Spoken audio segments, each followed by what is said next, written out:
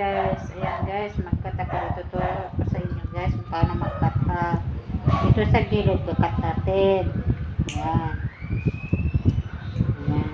Para maganda yung tapos, sandutin. I-push dito guys. Para matanggal yung ano, ayan. Hindi good kaya nang kukuha ba. Hindi hassle. Para walang sungay-sungay sa gilid. Tanggalin ang mga dry skin. Dito kabila guys, gupit. Then, yan. Dito. Kaya bumabaon yan sa ilalim. Yan dyan guys. Kailangan hindi maputol. Kailangan hindi to iwan. Kailangan matanggal siya.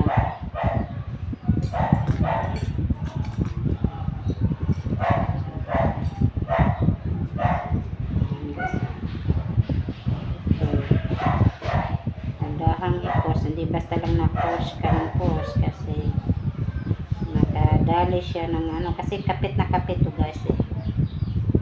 Dahan lang. Dry skin at saka ano to guys eh. Kuha na guys. Iniwan may dry skin.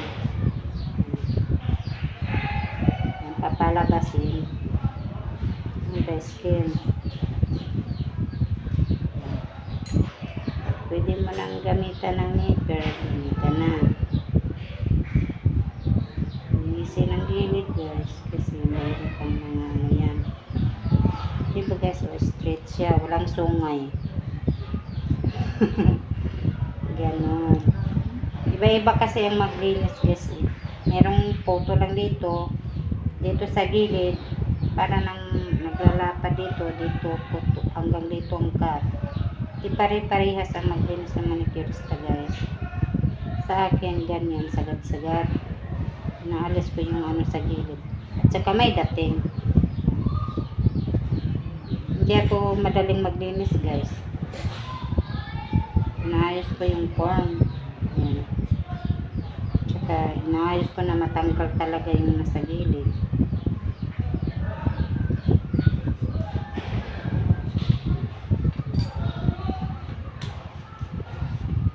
Service lang. Kung may maservisan, kung may magpalinis guys, kung ko lang. Messenger. Shout out post, magpalinis dyan. Sabihin lang ako sa ano. Meron nga sana isa tagit, kaso layo. Nakita niya yung mga vlog ko eh. Gusto niya magpalinis, kaso layo. Service lang. Yan guys, meron pa siyang ano dito sa gilid. Parang tik-tik. Parang tik-tik guys, charot. Okay, thank you for watching guys. Sa susunod nga vlog.